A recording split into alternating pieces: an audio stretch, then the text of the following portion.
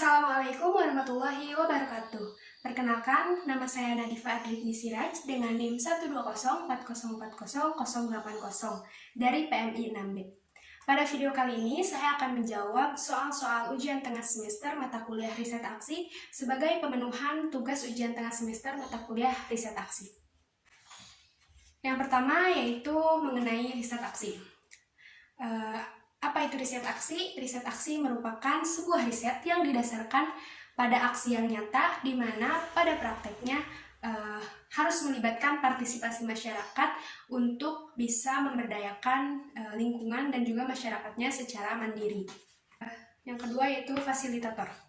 Fasilitator merupakan seseorang yang membantu dan juga mendampingi individu ataupun sekelompok orang untuk bisa mewujudkan tujuan secara bersama-sama. Yang selanjutnya yaitu partisipan. Partisipan merupakan seseorang yang mengikut sertakan dirinya atau pengambilan bagian terhadap suatu program dan juga suatu kegiatan agar dirinya bisa membantu dan juga memberikan dukungan untuk program tersebut. Kemudian yang selanjutnya yaitu pilar pemberdayaan. Nah, pilar pemberdayaan ini termasuk kepada pilar riset aksi, di mana pilar ini ada 4. Yang pertama yaitu partisipasi, yang kedua yaitu demokrasi, yang ketiga sustainability atau keberlanjutan, dan yang terakhir empowerment atau pemberdayaan. Nah, soal yang kedua yaitu mengenai riset aksi sebagai subjek dan subjek. Nah, kenapa dalam mempelajari riset aksi masyarakat ini dianggap sebagai subjek dan subjek? Karena riset aksi ini tujuan utama atau fokus utamanya yaitu mengutamakan keterlibatan atau partisipasi masyarakat, di mana dalam prakteknya masyarakat harus berperan aktif dalam suatu program tersebut, sehingga mempelajari riset aksi adalah sama-sama mempelajari hal-hal yang ada di masyarakat, baik itu kita sebagai fasilitator maupun masyarakat, kita sama-sama belajar dan juga sama-sama berperan aktif untuk bisa memberdayakan masyarakat. Kemudian yang ketiga yaitu teknik fasilitasi. Nah, teknik fasilitasi ini 3 diantaranya, yaitu yang pertama teknik berkenalan, di mana berkenalan ini merupakan tahapan awal atau sebuah first impression bagi masyarakat terhadap diri kita gitu. Ketika kita terjun ke masyarakat, maka berkenalan adalah hal yang terpenting dan hal yang krusial untuk bisa dilakukan kepada masyarakat, karena dengan adanya berkenalan dapat membangun sebuah pandangan dan juga keterikatan atau juga impresi yang baik dari masyarakat kepada kita gitu.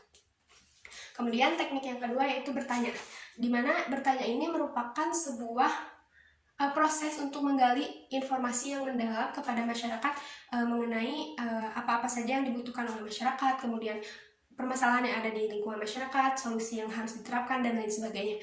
Kemudian teknik yang ketiga yaitu teknik persuasi atau sebuah ajakan dan rayuan. Nah, di mana persuasi ini adalah teknik untuk merayu masyarakat agar bisa mengikuti atau mau ikut serta dalam program yang akan kita buat.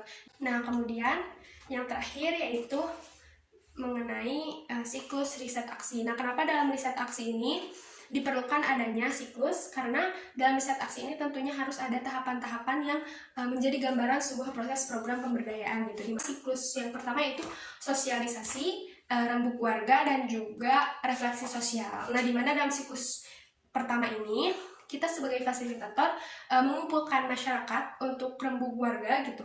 Kemudian kita terlebih dahulu memperkenalkan diri, mensosialisasikan apakah tujuan kita datang ke sana, kemudian bagaimana program yang akan kita laksanakan, dan juga hal-hal yang berkaitan dengan keperluan kita selama di sana, dan juga pada intinya merefleksikan atau mencerminkan bahwasannya di sana ada permasalahan apa dan juga bagaimana kita mengatasinya.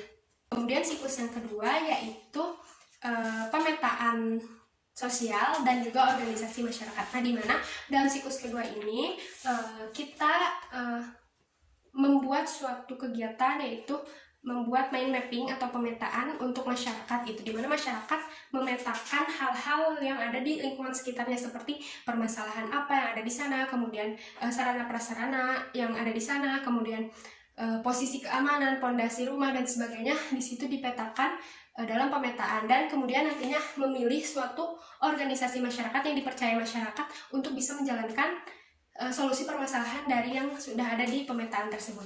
Nah, kemudian siklus yang ketiga yaitu perencanaan partisipatif dan sinergi program. Nah, di mana dalam siklus ketiga ini masyarakat yang telah membuat pemetaan tersebut, maka perencanaan tersebut harus dilaksanakan gitu dalam membangun pemberdayaan. Nah, perencanaan partisipatif ini artinya kita mencari potensi sumber daya, kemudian mencari potensi-potensi yang bisa dilibatkan dalam program yang nantinya akan dijalankan. Kemudian juga mensinergikan program yang mau dijalankan dengan masyarakat yang terlibatnya gitu. Kemudian siklus yang keempat atau yang terakhir yaitu pelaksanaan program dan pemantauan evaluasi. Nah, di mana pelaksanaan program ini dari pemetaan, kemudian perencanaan partisipatif dan sebagainya itu dilaksanakanlah program oleh masyarakat dan juga lembaga yang telah dipercayai. Kemudian setelah programnya terlaksana, maka nantinya ada pemantauan evaluasi, di mana nantinya dilihat apakah sesuai dengan rencana ataukah tidak, kemudian barulah dievaluasi. Sekian video dari saya, mohon maaf atas segala kekurangannya. Wassalamualaikum warahmatullahi wabarakatuh.